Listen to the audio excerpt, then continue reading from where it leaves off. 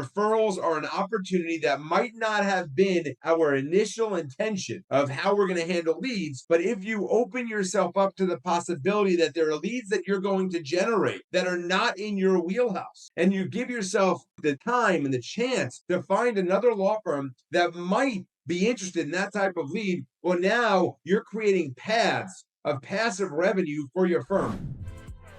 Welcome to the Intake Playbook, the podcast where we transform your law firm's intake process into a secret weapon.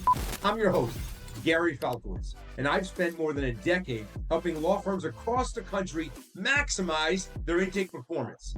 If you want to stop leaving cases on the table, create a better client experience, and grow your revenue, you're in the right place. Let's dive in.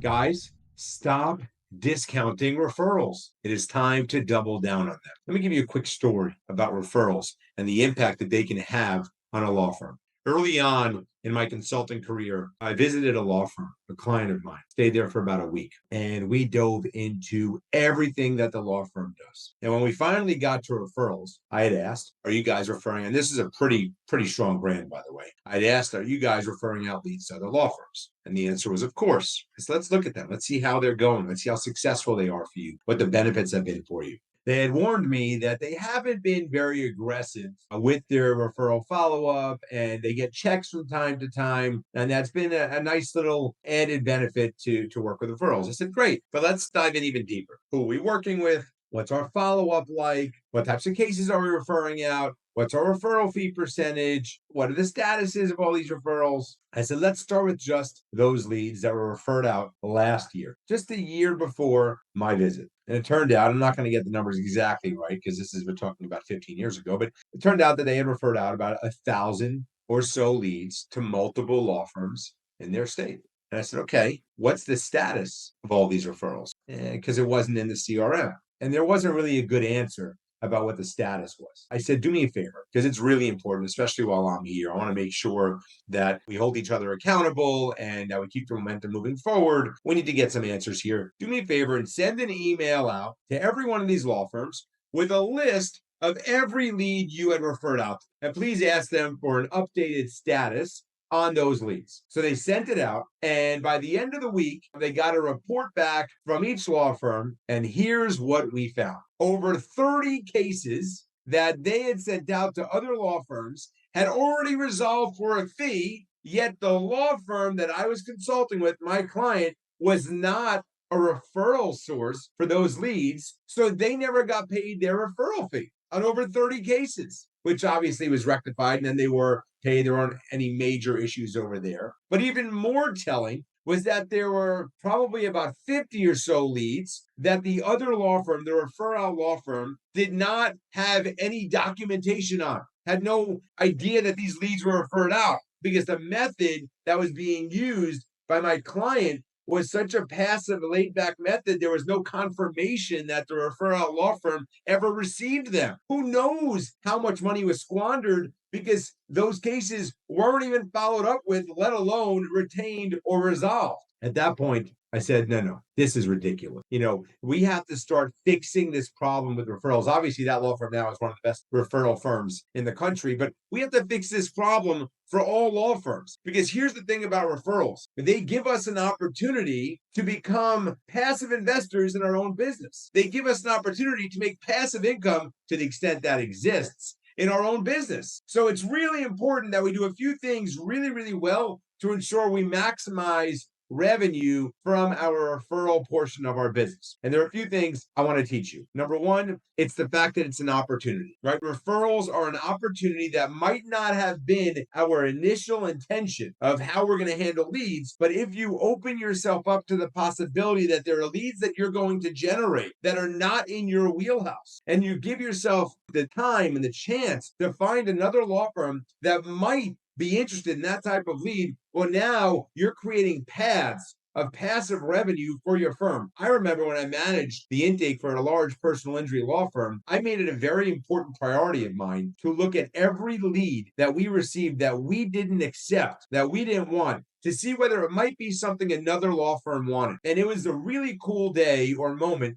when I looked at a lead and said, you know what? That's an employment issue. And while we don't do employment cases, I think it's important that I create a relationship with an employment law firm that handles cases just like this, because we seem to get a handful of these types of leads on a monthly basis. So why not send them out to a firm that obviously checks a lot of boxes to make sure they're the right partner for my law firm? But why not try to generate some passive income for my law firm from leads that I'm not going to handle internally, from leads that I received from my marketing dollars anyway, right? That's number one. The second thing I want to teach is about standard. Make sure we're holding our referral partners to a high enough standard whereby they know that we are not going to be passive communicators with them. They need to be proactively reaching out to our claimants and making sure that if they are going to get this case signed, they also understand that we're a part of that claim, right? Our co-counsel is this referral partner that sent us this lead. We cannot fall into the trap of just referring out and forgetting. Many law firms fall into that trap. Don't do it, guys. There's too much money to be made if you hold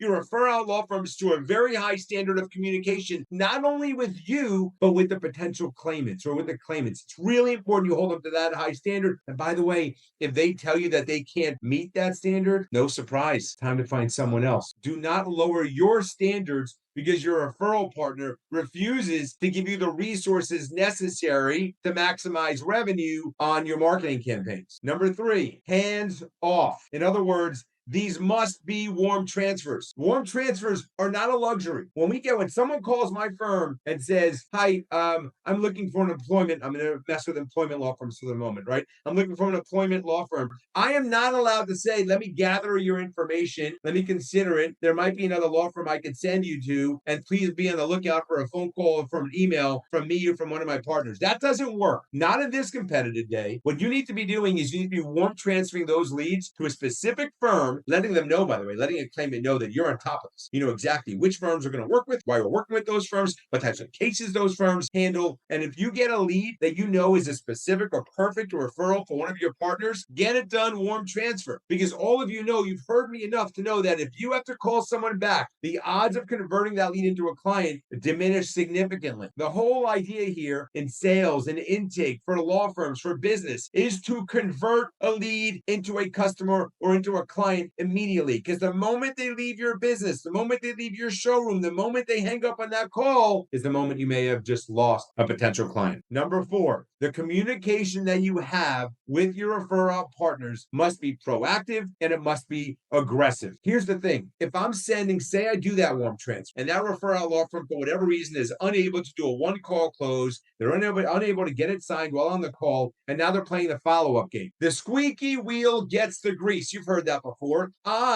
The law firm that is sending the lead to another law firm, need to be the squeaky wheel. I need to keep bothering that referral law firm to make sure, hey, have you gotten in touch with the claimant yet? Have you qualified it? Have you signed it? Is there anything I or my team can assist with? Do you want me to try to reach out to them? Are you texting them? Are you emailing them? Have you sent out the agreement? Whatever it is, I've got to be the squeaky wheel here because there's a certain standard, going back to one of the other lessons, there's a certain standard they need to meet. And I cannot just sit back and wait or send a weekly or monthly email saying, when you get a moment, please give me an update on the following leads. Doesn't work that way. I need my referral partners to know that I am serious about every lead I send their way because I need to maximize the revenue for my business. And number five, here's the thing about referrals. They are an opportunity for you, the originating law firm, to become someone that client is an advocate for, even though you're not the one handling the litigation. I'm going to say that again. You're giving these clients who you're pushing off or handing off, more nicely said, to another law firm, an opportunity to become an advocate of your firm. So it's really important that you stay in touch with these clients. I'm going to say that again. It's important that you stay in touch with the clients that you're referring out to another law firm. They need to know that you were involved. They need to know that you're the one that made the introduction. They need to know that when that case resolves for a successful award, that you were a part of it, right? Because if they know that you went through it all the way through the end of the process, then when someone they know needs an attorney, they're going to call you. And I've seen it 100 times. So you got to make sure that you're not just referring out the claimant and then forgetting it with the client as well. Make sure you stay in contact with them. See how things are going. Let them know that you can help them get additional information if they're looking for it. So here's what I'm going to tell you, okay? Remember this about referrals. If they they are done right, they are the least expensive way to become successful in our industry. However, understand this, if they're done wrong, it's the fastest way to lose business. Not just lose business with your referral partners, but lose business with that potential client who's going to know 25 people in their lifetime that are going to need an attorney. Guys, referrals, they are an amazing part of your business. Don't drop them, double down on them. Thank you for listening to the Intake Playbook podcast. If this episode sparked a new idea or insight, take a moment to screenshot it and post it in the Intake Playbook group on Facebook. Share what resonated with you or what you'd like me to dive into next. Your input helps shape this podcast, and I'd love to hear from you. Let me ask you this. Is your intake process maximizing every opportunity? If not, I created the Intake Masterclass to help. Inside, you'll get access to the tools and strategies I've used to help firms transform their intake process and turn missed opportunities into measurable wins. Plus, you'll join a network of professionals all focused on growing their firms. The ROI you'll see from refining your intake will speak for itself. Visit intakeplaybook.com today and start making every lead count. Thank you again for spending your time with me on the Intake Playbook podcast. Remember, intake isn't just about systems. It's about building trust and creating connections. Keep pushing forward. And if you're looking for more resources or details from today's episode, check out the show notes at intakeplaybook.com. I'll see you there.